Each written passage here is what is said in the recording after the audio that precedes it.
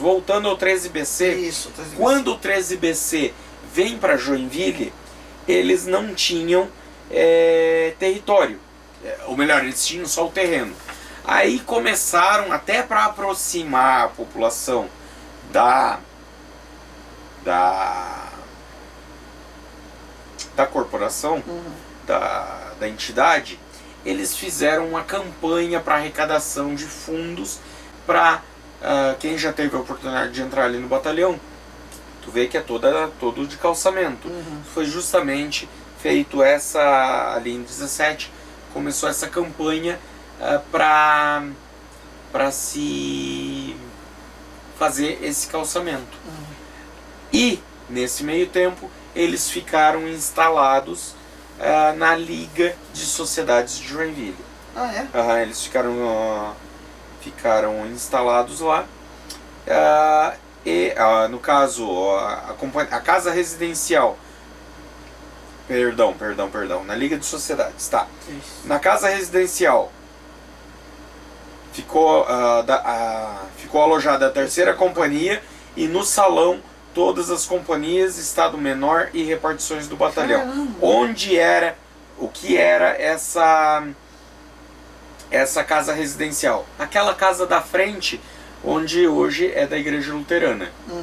Então, ali ficavam os oficiais e tal, e na Liga de Sociedades ficavam o Estado Menor. O Estado Menor ficava ali dentro. Alojamento para a 2ª Companhia e outros para casa de ordens e secretaria. Tá. Alugou também no Iridiú, ali no perto onde eu moro. Como? Alugaram também ali no Iridiú um pasto para animais. Isso alugaram também no Iridiú um pasto para animais. Essas informações nós tiramos do museu do Batalhão de Infantaria, do 62BI, mas não diz onde era esse terreno, onde eles acantonavam o potreiro, os porcos, animais de serviço e também o pasto. Ali não fala. Vai que aí onde eu moro ali tem uma cabeça de cavalo enterrada no meu prédio hoje. Tudo é possível. A gente já desvendou aqui que tem um condomínio de altíssimo luxo em cima de um cemitério. Tá? Vamos lá.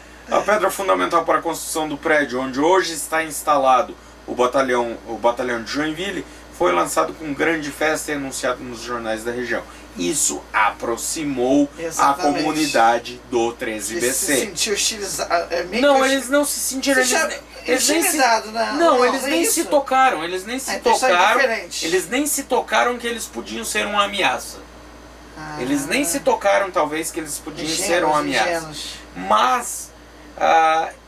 Mas, enfim, o governo chegou e colocou lá. Aí, com essa campanha de arrecadação, tanto é que eles não se sentiam ameaçados, que eles colaboraram e construíram aquela coisa toda lá. Não, e hoje as pessoas amam o 60º. Vamos lá, nós vamos falar da questão do 13º Batalhão Caçador, e que estava ali para fazer presença, já que nós tínhamos uma população maciça de alemães. A ameaça, ela passou? Ainda existia alguma ameaça? A ameaça, ela existia porque assim, você tem uma população predominantemente germânica. Já alemã. Porque aí já existe a Alemanha. Sim. Ou seja, ela se identificava com a Alemanha. Já falava alemão como já falava alemão e até português na adolescência. Sim, e até a década de 20 muitos alemães ainda chegavam em Joinville. E famílias inteiras ficaram sem falar português. As tiazinhas lá de Vila Nova, uma ou outra acaba encontrando aquelas que as colonas mesmo, aquelas que pegam no pesado, ainda não falam português direito, falam alemão. Tá, aí tu pensa o seguinte, nós estamos na década de 10 ali. De 10. Década de 10, de 1910 a 19. Nós estamos exatamente em 1917. Exato. 1917 ali. Tinha um sistema público de segurança pública, um sistema único de segurança pública, vamos dizer assim? Não existia. Existia polícia? Não. Existia um delegado? Não. Existia um juiz? Existia o superintendente do município. Sim. Então, juiz. então onde existia a lei? Não existia. Se aqueles auto-identificados como alemães resolvessem dizer: pronto, Joinville, Blumenau, Jaraguá, Schroeder, Corupá, nós vamos nos separar do Brasil, separava e acabou. Separava e acabou. Mas, lógico, eles não tinham esse interesse. Mas o governo também não era ingênuo, né? Não era ingênuo e sabia que teria que ter uma presença ali. Tanto que o inimigo atual era a Alemanha. Existiam telégrafos para cá, qualquer tipo de revolução poderia acontecer dentro do país. Não era o caso, mas vamos é melhor vamos vacinar antes que a coqueluche chegue. Exatamente. Entende? Então, foi uma medida cabível. Já na década de 30, houve, aí não vamos entrar nesse mérito, por favor. tá? Não vamos entrar nesse mérito. Seria bom, mas algumas grandes empresas de Joinville, não só de Joinville, mas da região, mas em especial de Joinville, faziam exportações de grandes volumes de produtos para a Alemanha. Inclusive uma determinada empresa cuja qual havia um plano de se montar uma outra empresa aqui, cuja empresa de Joinville forneceria insumos para se montarem determinados equipamentos e se mandarem para a Alemanha. Tanto é que na década de 30, 36 ou 38, não recordo agora com precisão, mas o canal do Linguado é fechado. É verdade. E aí, vocês já conhecem a história, mas eu não vou entrar nesse mérito. Eles não conhecem, no outro momento, talvez seja bom a gente poder falar mais. Como diria uma determinada pessoa, talvez daqui a 50 anos. Mas que descanse em paz. Ou não, né? Tá, vai lá. A questão é, nós vamos ter nesse período, já que eu falo... Meu Deus, Paulo. Tá. 1, 2, 3. Não, 1, 2, 3. Nós vamos ter nesse período, como o Flávio já citou o caso, uma campanha de nacionalização forte perpetrada pelo governo federal na figura do interventor federal Nereu Ramos, que para muitos é um traidor, né, que privou os alemães de falarem alemão. As escolas alemãs foram tornadas brasileiras. Ninguém podia falar alemão na escola de casa, tá? Mesmo dentro de casa eles eram perseguidos. Eram chamados de quinta coluna por causa da guerra, mas isso daí já não no período de 17, isso já é no período de 30. Porque já puxou da Segunda Guerra. Tá, sim. Emendando. Só que vamos cuidar. Não vou chegar lá, tá? Não, beleza. Eu só vou falar que existe então 2 momentos em que esses colonos que fundaram uma cidade, criaram um modo de vida, vão ser vistos como inimigos. Exato, né? exato. Por sua nacionalidade, não porque escolheram. Já nesse segundo período, aí a coisa já pegou fogo, né? Isso. Aí o preço da caca subiu, né? Isso. Tá, continua aí então que... Não, e nesse momento, né, muitas pessoas vão perder a sua genuinidade, né? Você vai ter vários tipos, você tinha vários grupos de coral, como o Flávio falou, clube de tiro, clube de teatro, clubes de festas, né, aquelas festas mais da igreja, estava na igreja, na congregação. Isso acaba se perdendo, né? Blumenau, acho que é uma das cidades que mais manteve essas tradições, conseguiu restaurar mais essas tradições com a Oktoberfest, né? Até porque Blumenau, na época, não se resumia ao centro da cidade, como Joinville. Exato. Tá? Blumenau eram grandes, vamos dizer colônias, mas não seria o termo, grandes vilas. Por exemplo, hoje ela não é maior do que Joinville. Não. Blumenau não é maior do que Joinville, mas tu tinha focos maiores. Por exemplo, o Rio do Sul era um foco bem maior. Sim. Pomerode era um foco bem maior. O Itopava, a região do Itopava. Parece mesmo, não, né? Vamos dar bem. A região do Itopava ali era um núcleo bem maior do que, por exemplo, Joinville.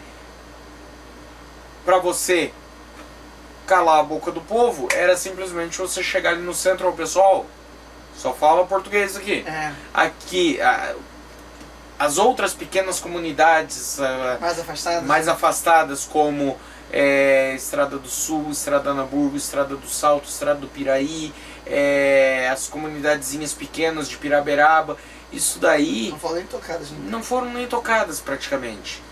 Existia o medo, existia, mas a massa estava praticamente ali. Centro Atiradores, América, Bucarém. Vila Nova? Não, Vila Nova era lá pro final. Era o centro urbano, tá? O centro urbano da cidade sim. era ali. Já Blumenau já era mais. Eram vários centrinhos urbanos.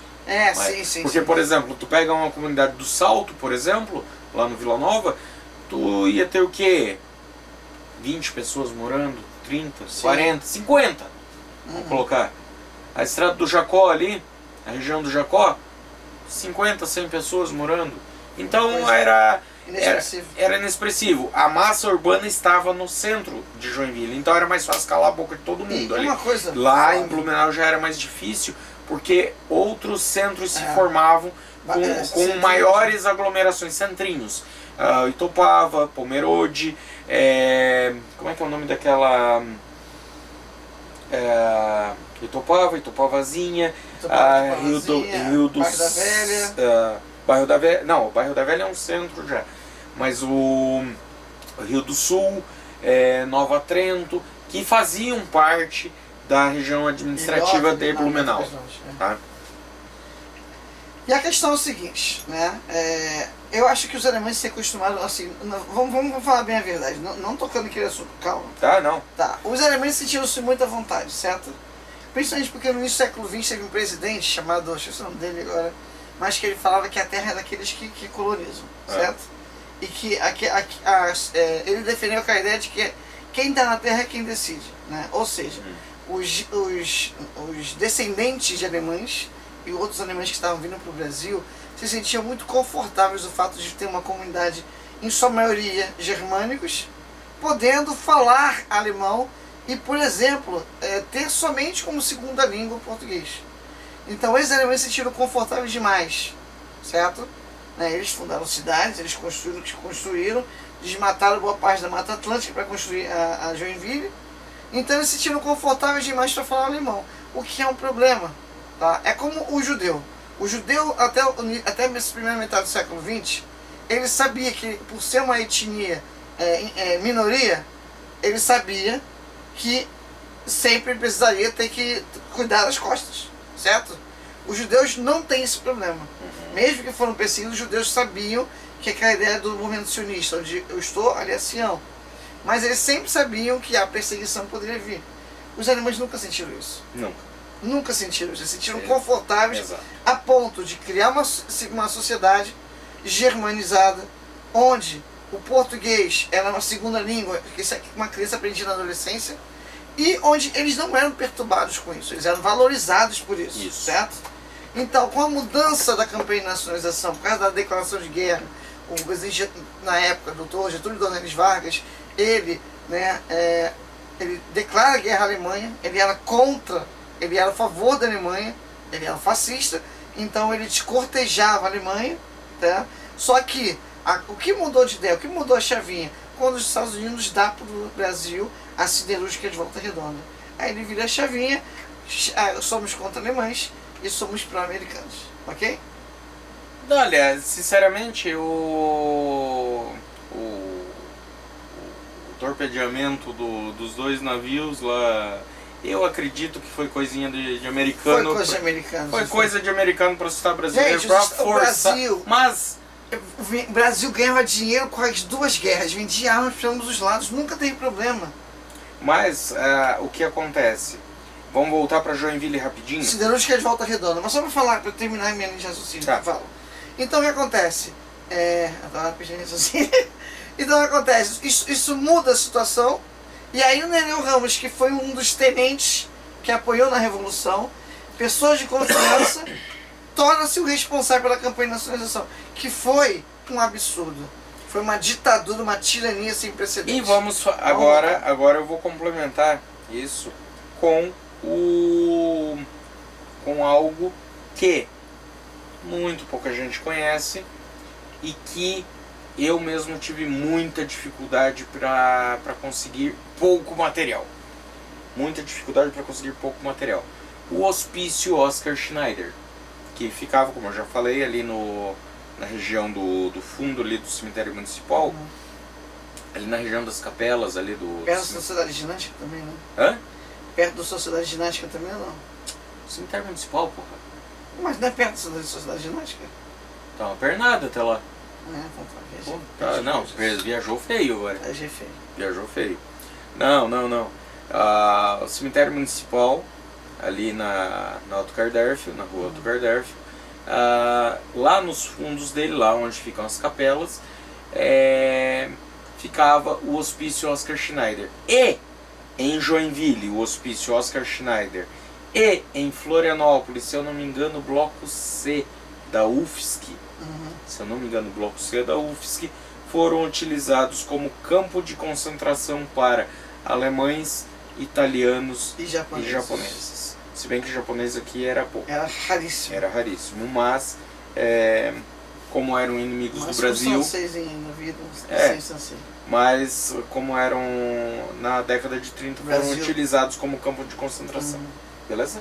Beleza, então isso é triste, porque você trata aquelas pessoas que construíram uma vida aqui, construíram um ideal social, passam a ser tratados como cidadãos de segunda, terceira classe. Mas é bom falar da campanha de nacionalização, principalmente porque você tem muitas pessoas que relatam o que foi ver naquela época. Então, depois que acaba a guerra, depois que ocorre o processo do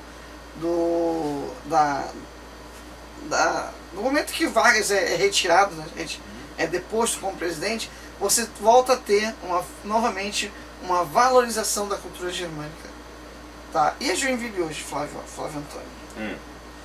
Que referências você vê na Joinville de hoje? Joinville de hoje... Que nos lembra esse passado remoto, mas um passado remoto comparado a hoje, né? Mas um passado glorioso para os povos de origem dos reinos germânicos aqui no Brasil. Tá. Sem dúvida. Como Joinville é a cidade onde as coisas desacontecem, onde tudo que você tem tende a desaparecer. Por exemplo, nós tínhamos a segunda maior festa nacional do chopp, que era a Fena Chopp. Nós tínhamos a tal da Fena Tiro, que era fantástica também, competia diretamente com a Schützenfest de Jaraguá do Sul. Nós tivemos algumas edições, não lembro o número correto, mas tivemos algumas edições da Frühlingsfest, que foram coisas que desapareceram, tudo por ou jogada política, ou jogada econômica, ou interesses egoístas, e as coisas assim vão desacontecendo.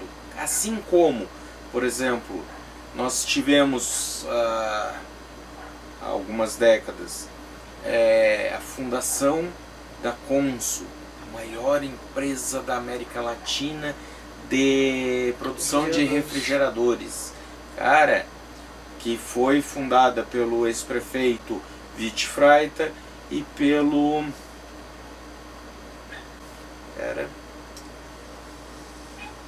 foge o nome do sócio dele, Guilherme Oderegger.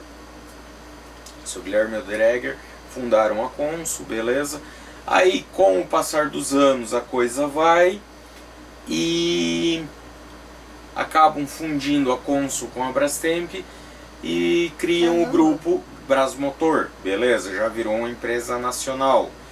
Logo em seguida, vem uma multinacional e compra a equipe, o grupo Brasmotor, que foi a Multibras. E aí vira o grupo Multibras, que englobava Consul, Brastemp, Whirlpool e Eslabon de Lujo. A Consul e Brastemp era mercado nacional, Eslabon de Lujo mercado sul-americano e o Whirlpool mercado americano. Mercado americano. Logo depois, um outro grupo compra o grupo Whirlpool, que... Ah não, e a Embraco também. A Embraco também fazia grupo do grupo Whirlpool. Aí vem esse grupo maior ainda e compra o grupo Whirlpool, onde o grupo Whirlpool se desfaz da Embraco, vende para a Nidec e compra também a Tupi. Ah, eles compram a Tupi? Eles compraram a Tupi. Esse grupo que comprou o grupo Whirlpool e se desfez da Embraco, comprou a Tupi, que foi fundada pelo Albano Schmidt. O Albano Schmidt fundou a Tupi? Sim, sim, o Albano Schmidt fundou a Tupi. Em que ano, mais ou menos? Foi na década de 40 ou 50. E quando que tem aquela êxodo do interior paranaense? Foi na década de 50 e 60. 50 e 60, a Tupi não tem mão de obra suficiente e começa a ir para o interior do Paraná buscar trabalhadores para trabalhar no pesado. Quer dizer, todo o serviço da Tupi é pesado, não adianta. Eu sou chefe, cara, tu se ferra igual. Tu se ferra igual, não tem. Então as coisas, muita coisa vai se modificando. Isso, por exemplo, essa questão das empresas é modificação, mas muitas outras coisas é ingerência, ou é desinteresse, ou é jogada política, ou jogada econômica.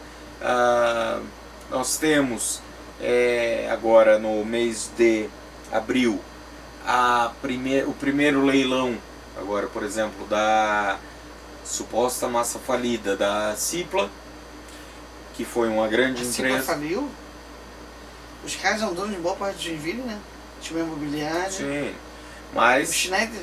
Não, o Cipla era plástico, do... verdade.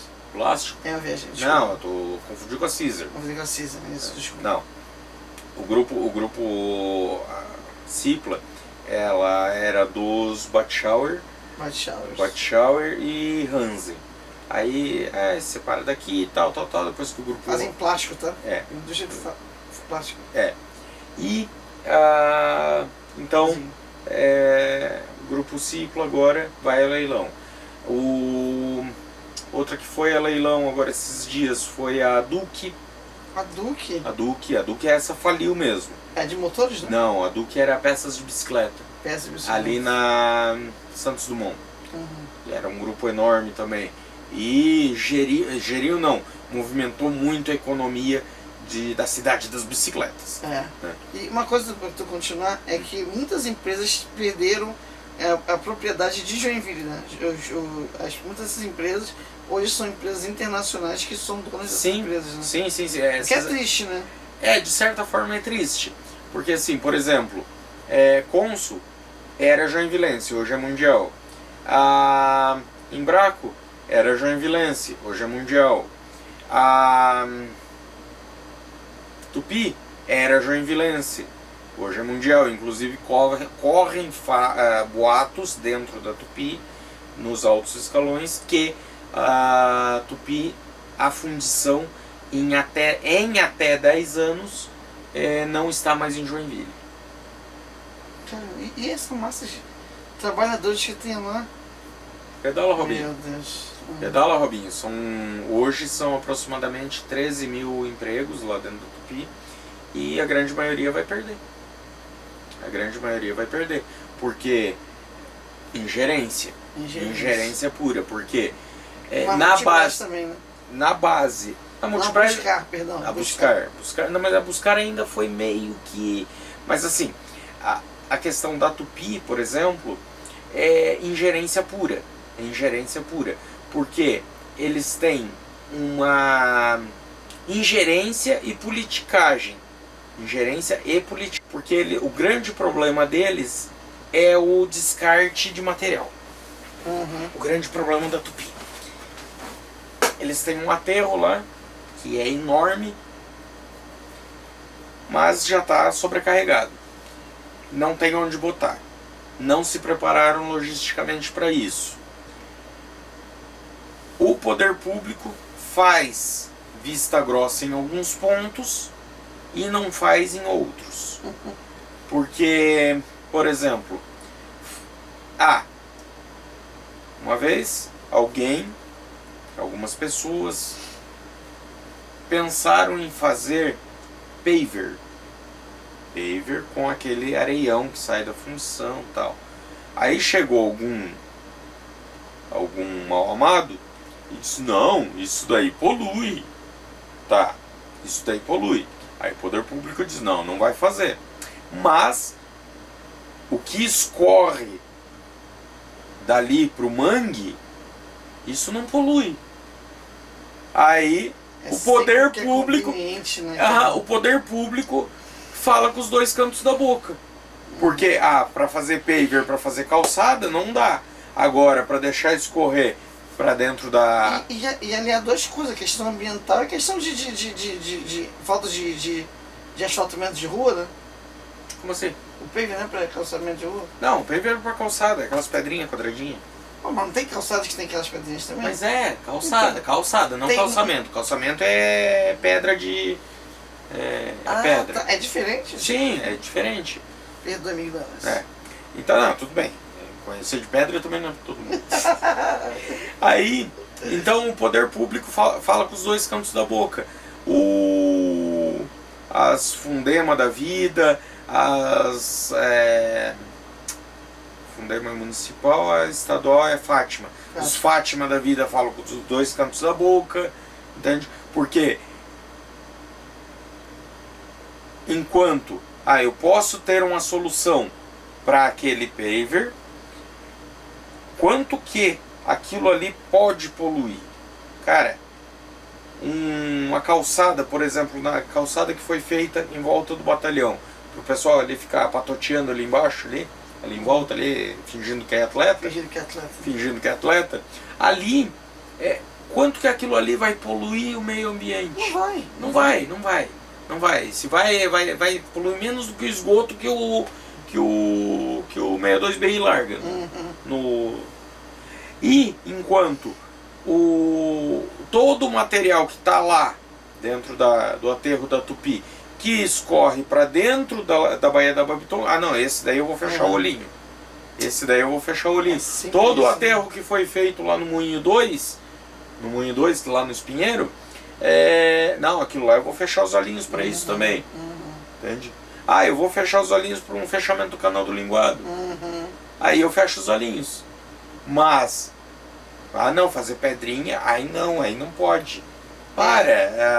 Aí vão tirar. Para onde que a Tupi vai?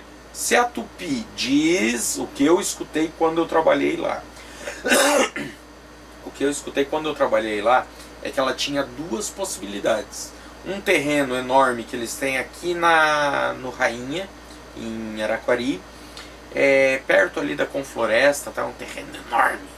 Perto de Joinville ainda perto de Joinville e tal, beleza, mas... Porque tem mais em São Paulo também, não tem? Não, a Tupi tem um monte no mundo todo. Eu acho que umas 10. É o mesmo tem nome, até em Portugal, Que ela compra... Ela compra outras funções e daí põe o nome dela.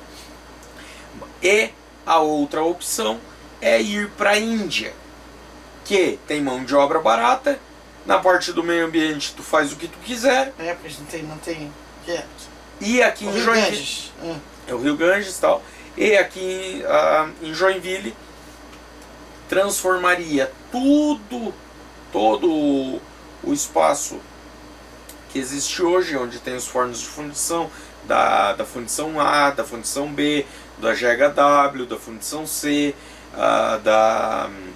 e outras áreas ali, transformaria tudo aquilo em usinagem.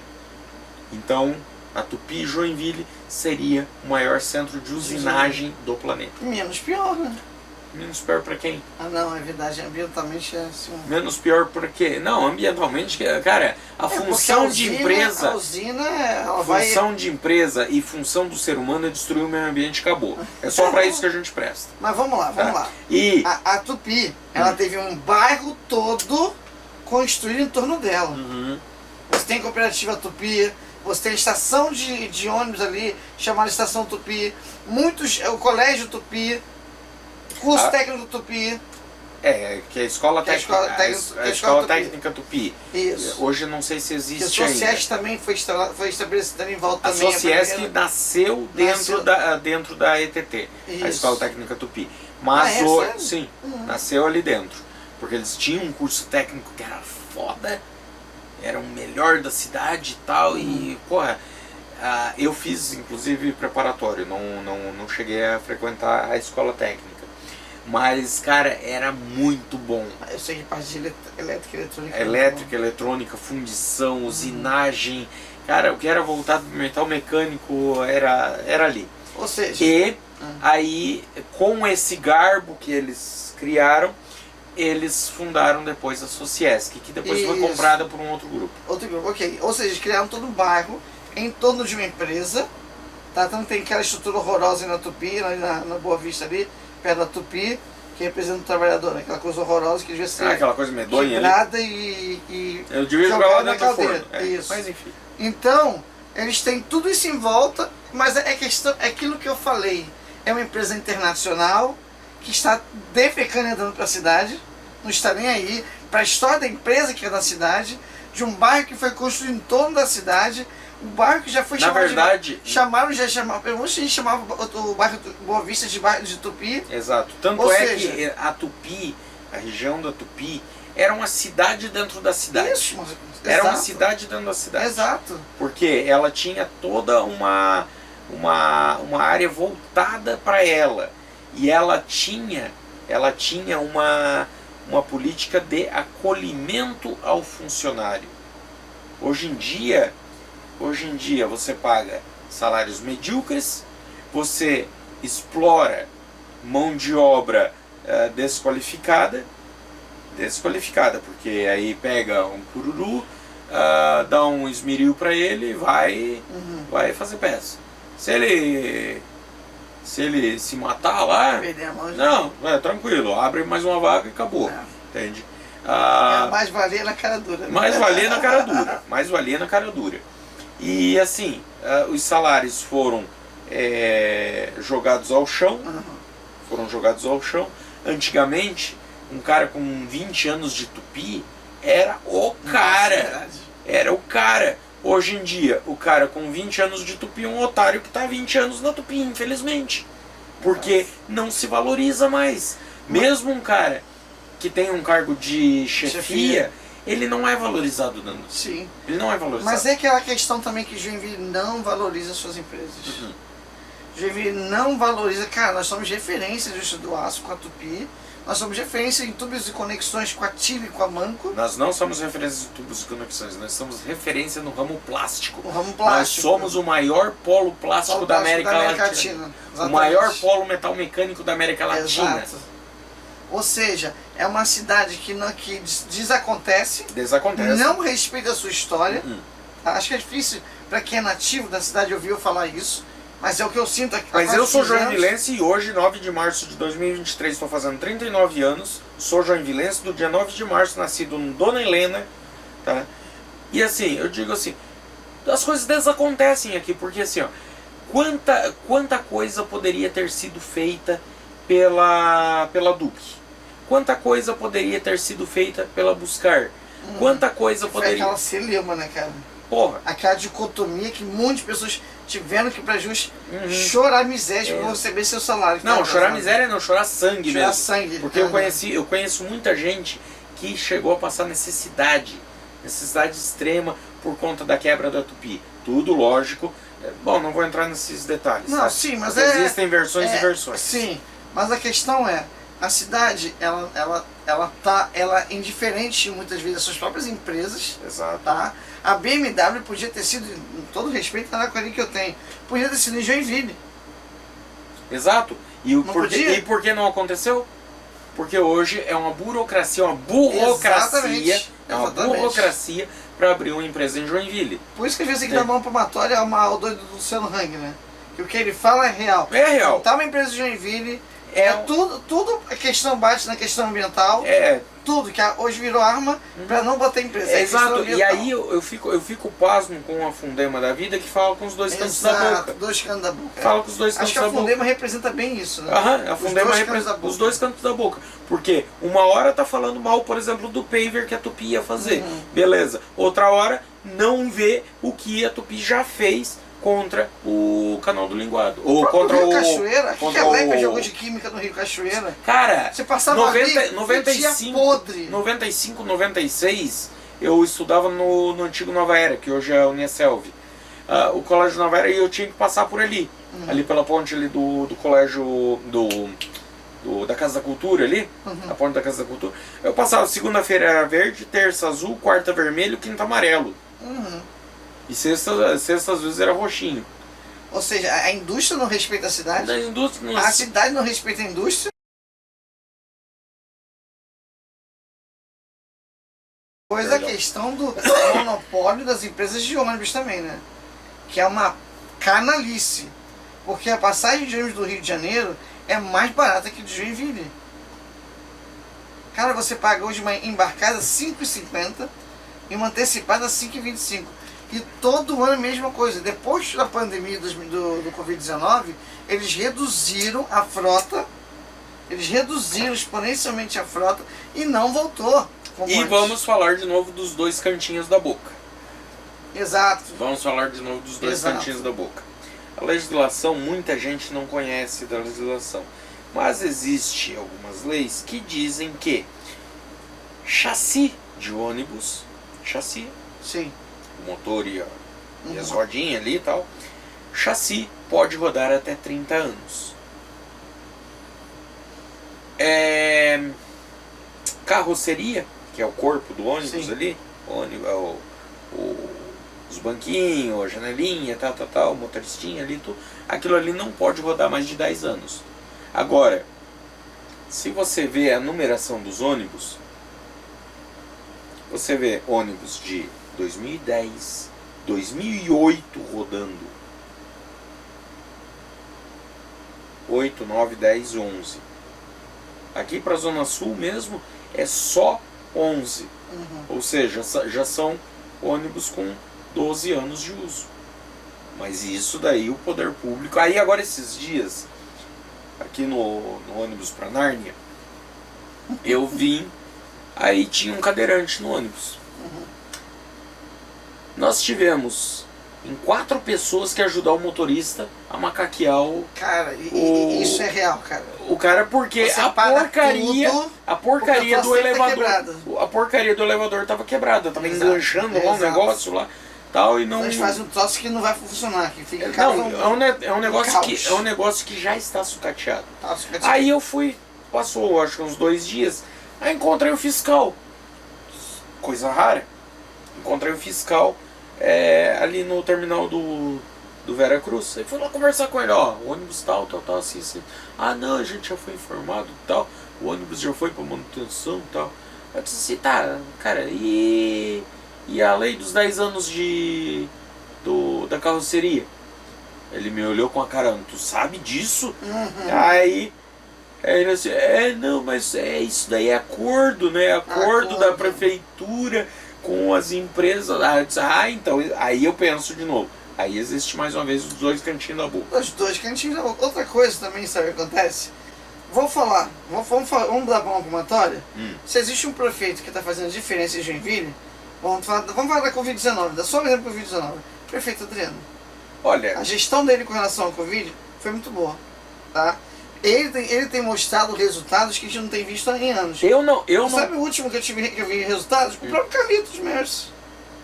Foi um prefeito que eu vi uma melhor iluminação ali na Beira Rio, entendeu?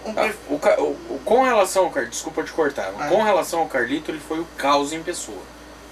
Porque na época que ele assume, eu estava no Hospital São José, trabalhava no Hospital São José, e eu acompanhei uma das poucas vezes em que o pronto-socorro do Hospital São José é fechado por falta de leite. Sério? Sim, ficou... Então retiro. Então, eu não vi nenhum governo como o atual. Exato. Como o do Adriano, eu já não posso falar com relação ao Covid, porque eu fui obrigado a ficar em casa graças a alguns filhos da mãe aí. Tudo bem. Um abraço, Moisés, tá? Eu concordo com você. Mas aí eu não posso falar com relação ao período pandêmico. Questão urbana. Mas... Praça Nereu Ramos. O que era a Praça Nereu Ramos há uns anos atrás? Era praça de mendigos. Não tá diferente. Não, tá melhor. Não, mas se você vai no sábado no centro da cidade, tem pessoas ali na Praça Nereu Ramos. Tem. Não tem onde tem aquele bar, aquele restaurante ali? Tem gente ali. Antes não tinha. Antes não tinha por quê? Porque Joinville virou aí tu anda 50 metros. Não, você tem ainda. Não, você anda 50 metros, você tem jogo a céu aberto, que a Guarda Municipal não vê. Jogo a dinheiro. Jogo a dinheiro ali na pracinha. Os velhinhos? Sim. Ali é um cassino. Ali é um cassino. Pô, eu defendia isso, achava legal os velhinhos. Tu vê cada tipo de velhinho que tem ali, cara. O melhor é cafetão aposentado. Então vamos lá, vamos voltar então aqui. Então, assim, eu acredito. Tá um pouco melhor, mas não. Não tá 100%. Vamos tá quem? Tá praça da casa. Mas está melhor. Acho que o último bom prefeito que tivemos, e olha que você vai me odiar por falar isso, foi o Teba. Não. Não? Não, porque você não conheceu a gestão do VIT. Não, que eu conheci, minha referência. Não, minha referência. eu te digo. De 15 anos. Tá, tua referência de 15 anos, beleza. O tempo foi uma tristeza. O tempo foi uma tristeza, mas na educação ele foi bom. A educação ele só pegou pronto. Ele Pegou, só manteve. Agora, por exemplo, vamos lá. Ali onde hoje é o Marco Zero, que é a maior vergonha de Joinville, na minha opinião, na questão urbana, onde hoje é o Marco Zero, a Biblioteca Municipal, ali é uma Cracolândia só aberta. Sim. Aquilo ali no sábado à tarde parece The Walking Dead. É verdade. Sério, porque assim, ó, cara, é um absurdo. Ali tu vira usuário só em passar. Porque a maré ali é tão grande. Eu tô respirando cigarro do Flávio, beleza. Mas ali, se eu andar a 1 quilômetro ali da calçada ali, eu pego uma doença venérea. Ou eu fico viciado em crack. Por quê? Porque o Marco Zero da cidade não tem um obelisco marcando ali. É um local de droga ali, é céu aberto. Exatamente. E detalhe, a Rua das Palmeiras está virando isso também daqui a pouco, hein? Daqui a pouco? Já tá a caminho disso. Já tá. Ou seja... Ali é a região da Rua das Palmeiras, Rua Jerônimo Coelho, Rio Branco, Itajaí, 7 de setembro... parte do Abdom Batista, aquele lado ali, cara, tu não tem mais salvação. Eu conversei com um dono de restaurante ali perto, e ele falou que reclamou muito por causa das obras aquela ideia idiota de criar mão inglesa ali no Iridiú. Oh, meu Deus do céu! Esse cara, ele entrou na fila de ser bunda mole, mas não é o caos que ele causou. O pior prefeito, cara, ele torna o Tebaldi e o Carlito anjos da guarda. Então o que acontece? Há pessoas na cidade que se importam e querem fazer, mas hoje vive só de política. Tá? Vou falar, hoje a minha esperança é a Câmara de Vereadores que deu uma boa renovada. Eu tenho ali 2 pessoas que eu conheço ali que foram na minha casa, eu tive chance de conversar com eles, que é o Diego e o outro, esqueci o nome agora. Dois vereadores foram na minha casa, que eu tive chance de conversar. Um criou um sistema melhorado que nós tínhamos aqui lá no Vila Nova, que é você criar uma comissão para falar com as pessoas na rua mesmo, e o outro transformou Joinville em região metropolitana. Pois é, região metropolitana, vamos lá. Olha lá. Região metropolitana, agora vamos meter o dedo na ferida do povo de Araquari. O povo de Araquari, eu não digo o povo, eu digo aquele povo de 12 pessoas que se reúne na Câmara de Vereadores. Quando que começou a se falar em região metropolitana aqui na nossa região, que vai englobar Garuva, Joinville, Araquari, São Bento, Araquari, Jaraguá, Guaramirim, e eu não sei se entra São Chico. Não sei se entra São Chico, mas assim... São Bento não entra? Não. Então, quando começou a se falar? Começou a se falar em 2020. Em 2016, 2015, essa pessoa que vos fala criou um plano... Você? Sim. Um plano, sério? Sim. Eu criei um projeto de campanha para um determinado vereador aqui que se diz vereador, eu lembro. que se diz vereador aqui em Joinville, mas consegue escrever a pai com i. Nossa. Consegue escrever a pai com i e detalhe no Instagram. Aí eu perguntei se era associação de parlamentares e assessores incompetentes, ele ficou bravo comigo mais uma vez. Mas vamos lá. Aí criei esse plano de campanha para ele, onde em 2016 eu já falava em ele estar liderando a conversa da região metropolitana. Mas como mal sabe escrever a PAI, não levou, não conseguiu, não conseguiu fazer a coisa ir pra frente e mais uma vez coloca a Araquari na posição de quinta roda da carroça. É complicado. Então você já pensou nessa questão de criar uma... Eu tenho o plano pronto ali, depois eu te mostro. Beleza. Então, hoje o que falta em Araquari, ou Joinville, ou qualquer cidade, são pessoas qualificadas, intelecto e moralmente, para gerir a cidade. Entende? E por isso que a minha esperança é na Câmara de Vereadores, nessa renovação que teve, e nos jovens, cara. Nos jovens que né, pensam lá. Porque assim, o Diego, por exemplo, o que eu citei, o Diego é um garotão. Ele foi na minha casa, um cara bem mais novo que a gente. E o cara tem uma boa cabeça, sabe? E ele tem uma boa cabeça. Então, se um cara como o Diego conseguiu ser vereador, qualquer um consegue, né, Flávio? Qualquer um consegue, tá? É só ter boa vontade. É só ter boa vontade. Cara, ou seja... me lembrou aquela passagem do Irmão Teu. Então, a minha... Por quê? A minha esperança hoje é o poder legislativo, cara. O poder legislativo e o poder executivo, mas uma renovação que precisamos ter na cidade. Porque o que nós tivemos demais aqui na cidade foi o quê? Incompetentes.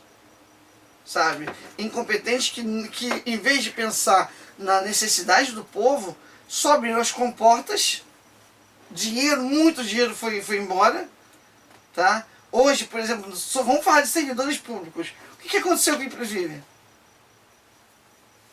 Vai ter gente que vai trabalhar mais 5 anos para cobrir os romos de Preville. E está sendo leiloado, né? E está sendo leiloado. Ou seja, a cidade acaba não respeitando os seus cidadãos. Eu sou cidadão, posteriormente, vim para cá em 2008, sabe? Eu sei que eu sou uma minoria, eu reconheço isso, tá? Você não é minoria. Claro que sou. Não. Por que não? Porque imigrantes são a maioria aqui em Joinville. São a maioria esmagadora desde a década de 60. Uma minoria no sentido de minoria política, né? Tá. Entendeu? Então, eu falo a você, eu sou minoria política porque eu tô aqui, não tem tantas referências como você tem que nasceu aqui em Joinville. Mas é uma cidade, cara, que tem um potencial de ser enorme. Olha essa história que nós contamos hoje. Olha a história que essa cidade tem. Sabe? O patrimônio cultural, histórico, não é levado a sério. Olha as fachadas das lojas no centro da cidade. Vocês vão estar vendo a imagem de apoio. Olha como é que está a cidade hoje. Que referências nós temos hoje da Joinville, né? Joinville do século XIX. Que referências nós temos hoje, a não ser uma fachada feia, que não é nem de madeira, pichada, que não é nem de chaimel, não tombada. Sabe, São Francisco é uma ilha de tombamento. Tudo ali é tombado. Ah, porque isso aqui é tombado. Você vê várias placas do IPHAN, mas nem mesmo o IPHAN, tá? Não percebe o valor que essa cidade tem, cara. Não, não, não. O IPHAN só existe. Pro IPHAN, das 396 ou 98 cidades que Santa Catarina tem, só existe duas, São Francisco e Florianópolis. Exato. É só isso. Infelizmente, eu sempre fui defensor do IPHAN. E quando a prefeitura tomba, ela mesmo não respeita o tombamento. Exatamente. Quando o Estado tomba, nem ele respeita nem o tombamento. respeita. A Minâncora ali, porra, a Minâncora, cara, tem tempo pra caramba. É uma marca que todo mundo conhece. Todo mundo conhece Minâncora. E por que ali a farmácia da Minâncora não é tombada? Porque prédios no centro... Cara, tem a Harmonia ali tinha que ser tombada. Aquele prédio onde foi a segunda prefeitura, da antiga Mazotti, tinha que ser tomado. A prefeitura ali mas ali eu já descarto a possibilidade ali, onde é aquela autoescola ali, eu já descarto a possibilidade de tombamento, porque desde que nós conhecemos ali como segunda prefeitura, ali já, segunda ou terceira prefeitura, não lembro. Isso. Ali já não existe mais a característica original. Mas a questão é essa, tinha que ter sido tombada antes. Não, tinha que ter sido tombado antes. Por exemplo, a primeira prefeitura da cidade está feia. Até um tempo atrás. Não existe. Não existe, uma das mais antigas quarta. prefeituras, a quarta prefeitura. Que é ali na Max Entre Max Colim e João Colim. Cara, agora tá mais revitalizada. Aquilo ali era parada de mendigos, cara. Sabe-se lá os mendigos faziam lá dentro. Pô, mas, cara, a Joinville não ama. A Joinville engole seus habitantes, esquece a sua história e não respeita os seus traços germânicos. Sabe quando eu cheguei em Joinville, eu adorava ver o nome da rua, Antiga Estresse e tal. Os nomes da rua estão perdendo a sua germanidade. Sim. Sabe? Então, eu não entendo, cara. Eu não entendo. Eu vi de uma cidade grande, onde a questão histórica é muito forte. Tudo de onde eu vim é histórico, chega a ser chato, ponto de exaustão. E vejo uma cidade como Joinville, que tem potencial histórico. Tem potencial histórico, mais do que Pomerode, mais que Blumenau, tá? Mas não respeita a sua história. Não respeita o patrimônio comemorativo, o patrimônio histórico, o patrimônio cultural. Não respeita suas instituições. E, cara, eu vou te falar, é frustrante. Realmente. É frustrante pra mim, que cheguei aqui. Cheguei numa época onde a violência, cara, violência em Joinville. Você sabe, você no ponto de ônibus podia abrir a carteira e pegar o dinheiro para pagar a passagem. Você conseguia andar de noite. Eu fazia o circuito vindo da Avenida Garibaldi até o centro a pé, vendo as luzes da cidade. A rua do Papai Noel só voltou recentemente, no governo do Adriano, por exemplo. Ou seja, é uma cidade que está engolindo os seus habitantes. É uma cidade que está engolindo a sua história. E vou te falar, arquivo histórico, maravilhoso, tá? Mas vai buscar o material lá. Olha a burocracia que é. Olha a burocracia. Cara, a história agora tem que talvez aberta. melhore, né? Agora talvez melhore, já que a RST foi. Sim. Tomara que melhore. Mas vamos lá, cara. Joinville pode ser muito melhor que cara. Sim. Que saudade da Joinville que eu conheci quando cheguei aqui. Quando em 99 passei pela cidade, em junho e maio de 99, eu cheguei aqui e eu me impressionei com a beleza da cidade, vindo de Blumenau. Eu gostei mais da germanidade daqui do que de lá. Mas está se perdendo, cara. Está se perdendo. É como eu te digo, Joinville é a cidade onde as coisas acontecem. Muitos historiadores ou neo-historiadores, vamos dizer Revisionista, assim, né? revisionistas, ainda se fossem revisionistas, mas nem isso. Mas nem isso, né? São progressistas, vamos dizer assim. Eles aceitam a mudança das características e não a manutenção e a preservação delas. Entende? Eles têm ódio da sua história. Tem ódio. Tem. Porque, pô, uma vez, até mesmo lá naquela determinada universidade... Já falamos aqui, já pode falar, fica à vontade. Até naquela determinada instituição, eu lembro de um fato de um determinado professor que a gente viu hoje, falando sobre um rapaz ali na Rua das Palmeiras, que vendia um produto para limpeza e tinha limpado lá as fuças lá do busto da Dona Francisca. Uhum. Né? Aí, e clareou consideravelmente o busto e tal.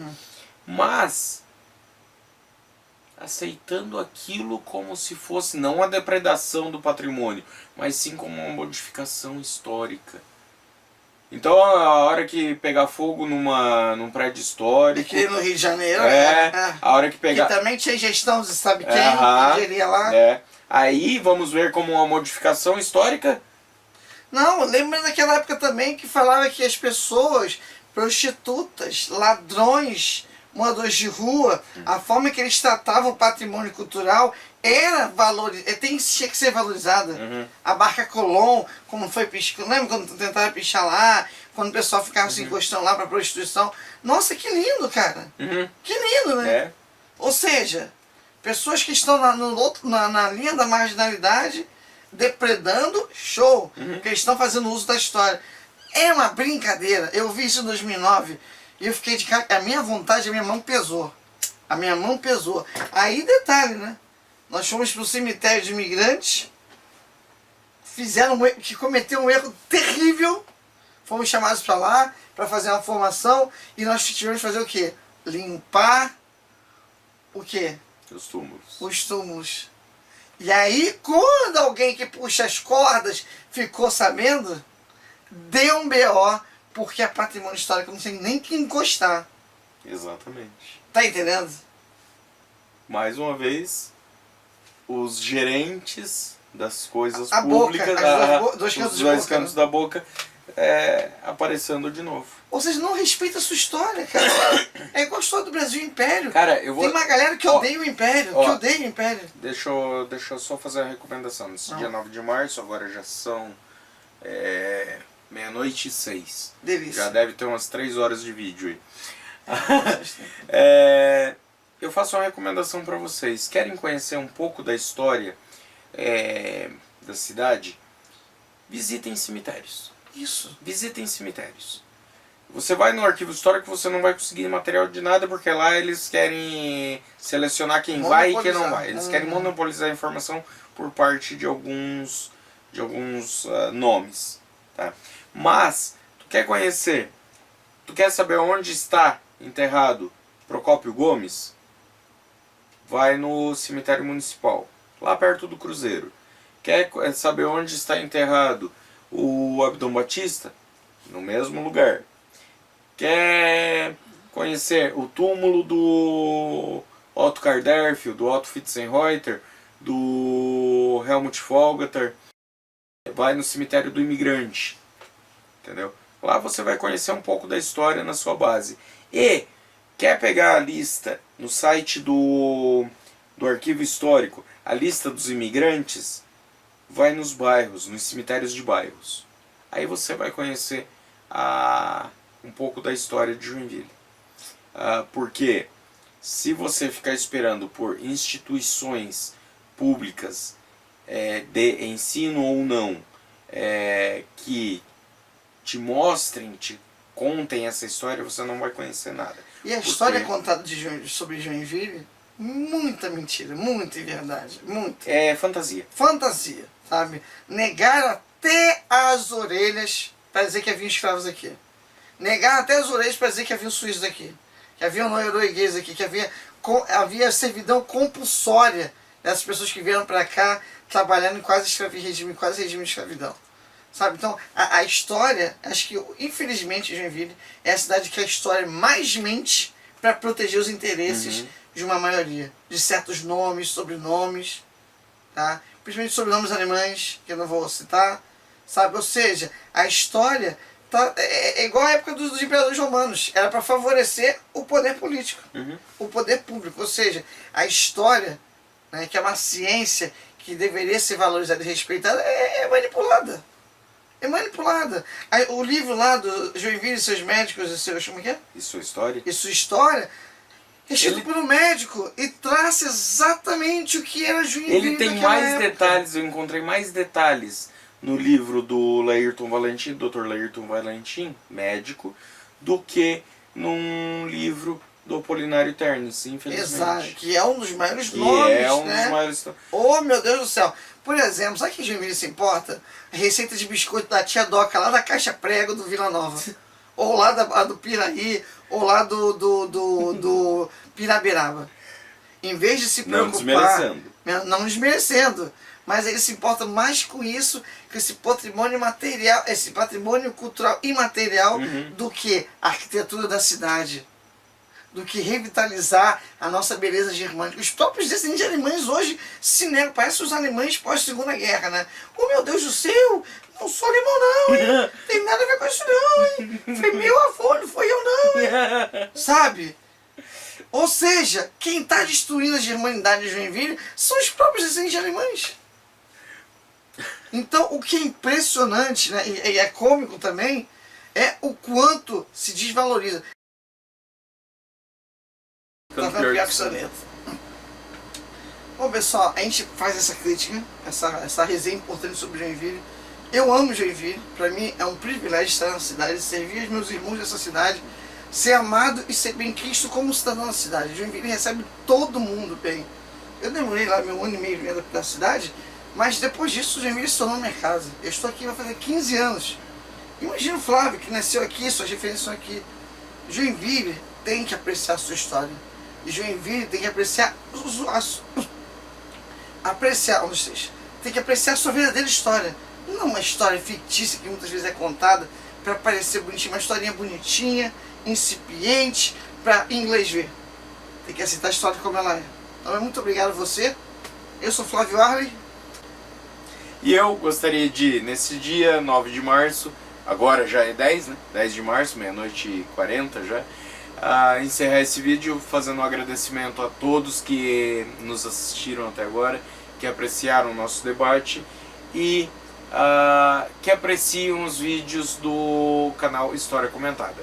Todos os conteúdos aqui são feitos com muito carinho, muita atenção para vocês e peço para vocês curtam, comentem, compartilhem com todos os que gostam de história, certo? Nosso conteúdo não tem como função conseguir altos índices de audiência, porque nós sabemos que o nível de interesse do povo com relação à história é pequeno.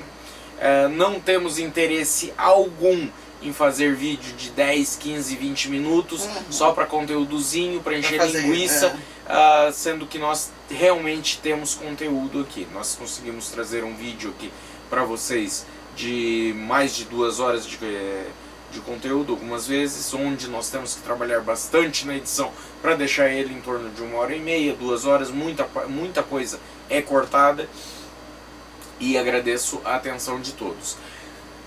Como nós fazemos aproximadamente 2 vídeos por ano, porque é tudo muito dispendioso. O Arley tem o trabalho dele, eu tenho o meu, nós temos esse canal como um hobby puro e absoluto, e as edições realmente tomam bastante tempo. Hoje, 9 de março, creio eu que lá antes da Páscoa eu consiga editar e publicar esse vídeo, ok?